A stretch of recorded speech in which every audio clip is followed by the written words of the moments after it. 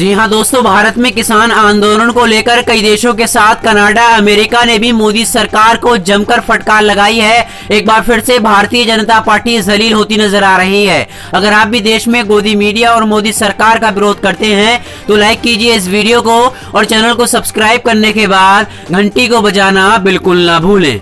बढ़ते हैं पहली और सबसे बड़ी खबर की तरफ। भारत में हो रहे किसान आंदोलन को लेकर कनाडा के पीएम ने किसानों के हक में आवाज उठाई है और मोदी सरकार को जमकर फटकार लगाई है। दरअसल आपको बता दें, कनाडा के प्रधानमंत्री जस्टिन ट्रूडो ने भारत में जारी विरोध प्रदर्शन को चिंताजनक बताया है। उन्होंने कहा है कि कनाडा हमेशा शांतिपूर्ण प्रदर्शन के हक में आवाज उठाता रहेगा।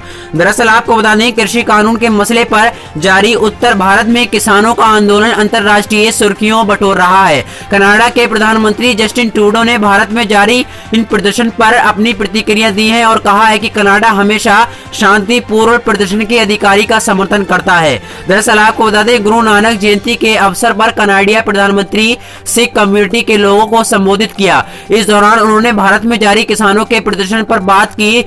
जस्टिन ट्रूडो ने कहा कि भारत में किसानों के समर्थन यानी प्रदर्शन को लेकर जो खबरें आ रही हैं चिंताजनक हैं। हमें आप लोगों की परिजनों की चिंताएं हैं। जस्टिन ट्रूडो ने कहा कि कनाडा हमेशा शांतिपूर्ण प्रदर्शन के हक और भारत में ऐसे प्रदर्शन के हक में अपनी बात रखेगा। उन्होंने कहा कि हम कई तरीकों से भारतीय प्रशासन के साथ संपर्क में हैं और अपनी चिंताओं को व्यक्त कर रहे हैं। ये वक्त है जब हम एकजुट रहें। दरअसल उन्होंने एक वीडियो बनाकर शेयर किया है। पहले आप वो वीडियो देखिए जिसमें उन्होंने किसानों का समर्थन दिया है। To wish a happy Gurpurab to everyone. It is a really important time for us to come together, even more so this year than normal because COVID-19 is keeping us all separate. But being able to come together and celebrate like this is really wonderful. So it's wonderful to be here with Minister Sajan, Minister Bains, Minister Chagar, all of our friends from the Sikh community and Sikh members of Parliament as well. I would be remiss if I didn't start also by recognizing the news coming out of India about the protests by farmers. The situation is concerning and we're all very worried about family and friends. I know that's the reality for many of you. Let me remind you, Canada will always be there to defend the right of peaceful protest. We believe in the importance of dialogue, and that's why we've reached out through multiple means directly to the Indian authorities to highlight our concerns.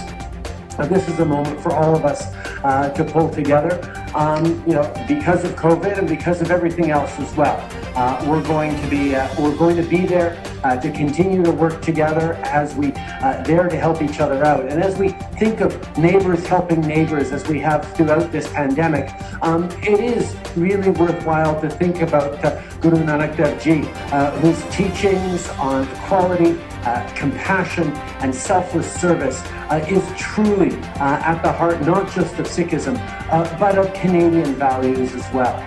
These are the values we all strive to live by, and we've seen over the past many months as communities have stepped up to help each other, as young people have helped elders who are isolated, as people are making sacrifices every day to get through this real challenge. We've seen that these values are so important now as much as any time.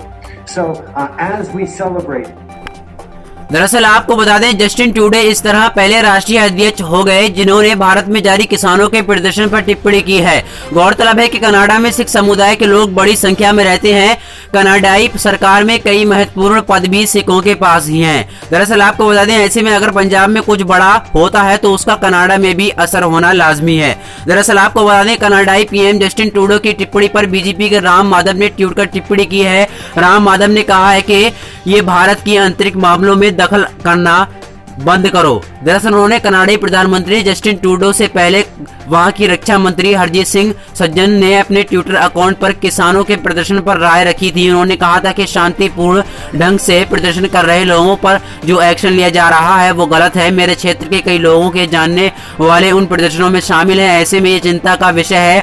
सरकार को कानूनी तरीके से मुद्दे को सुलझाना चाहिए। सिर्फ कनाडा ही नहीं बल्कि बड़े बड़े देशों ने आवाज उठाई है। यूएस ने भी पंजाब के मामले पर चर्चाएं जारी की हैं। ब्रिटेन के कई सांसदों ने अपने ट्विटर अकाउंट पर पंजाब में जारी विरोध प्रदर्शन को लेकर चिंता व्यक्त की है और सरकार से बातचीत की जरिया हल निकालने को कहा है। बढ़ते हैं दूसरी खबर की तरफ। कहीं देश में आग न लग जाए, कांग्रेस सांसद रवनीश सिंह बिट्टू ने गृह मंत्री अमित शाह से की इस मामले को खत्म करने की अपील। दरअसल आपको बता दें कि देश में किसानों के आंदोलन को लेकर रोज नई नई बातें कही जा रही हैं। नई चर्चा आंदोलनकारियों के बीच खालिस्तानी समर्थकों के आ जाने की है। कांग्रेस सांसद रवनीश सिंह बिट्टू ने इस मुद्दे को उठाते हुए केंद्रीय मंत्री अमित शाह से इस आंदोलन को तुरंत खत्म कराने की मांग की है। उनका कहना है कि इसके पहले कोई दंगा या अप्रिय घटना हो, सरकार आंदोलन को शांतिपूर्ण ढंग से खत्म कर दो। कांग्रेस सांसद रवनीश सिंह बिट्टू ने कहा कि किसानों के बीच खालिस्तानी आंदोलन के लोग भी आ गए हैं। सीए प्रदर्शनकारी भी आंदोलन में शामिल हो गए हैं। इससे माहौल खराब होने का डर है। जो लोग आंदोलन में कहीं ना कहीं फेल हुए हैं, चाहे वो किसी भी यूनिवर्सिटी के हों, चाहे और लोग हों जिनको आंदोलन में जीत नहीं मिली, वो देख रहे हैं कि यहाँ पर भारी संख्या में किसान आ चुके हैं, इसका फायदा कैसे उठाया जाए।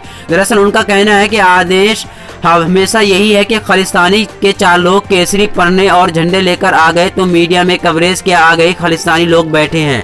यहाँ पर कोई दंगा ना हो, कोई लड़ाई ना हो, कोई ऐसा माहौल ना बन जाए जिससे देश में अलग अलग लोग शामिल हो जाएं। इसलिए समझदारी है कि अमित शाह जी आप इसे खत्म कराएं। इस बीच किसानों के साथ सरकार की बातचीत बिना किसी नाराजगी के खत्म हो गई है। सरकार ने इस मुद्दे को सुलझाने के लिए एक समिति बनाने का प्रस्ताव रखा था जिसमें किसान प्रतिनिधियों के अलावा सरकारी प्रतिनिधि और कृषि विषय पक्ष में भी मौजूद रहेंगे। लेकिन किसानों नेताओं का कहना है कि वो ऐसी किसी समिति में सहमत नहीं है। सरकार पहले अपने तीनों कानूनों को वापस ले, उसके बाद किसी समिति पर विचार किया जा सकता है। सरकार और किसानों के बीच अब गुरुवार 3 दिसंबर को फिर बैठक होगी। उस बैठक में आखिरी फैसला होगा। किसानों का कहना है कि अगर 3 दिसंबर को हमें हक नहीं मिला तो हम ब्रिकेट सब तोड़ डालेंगे।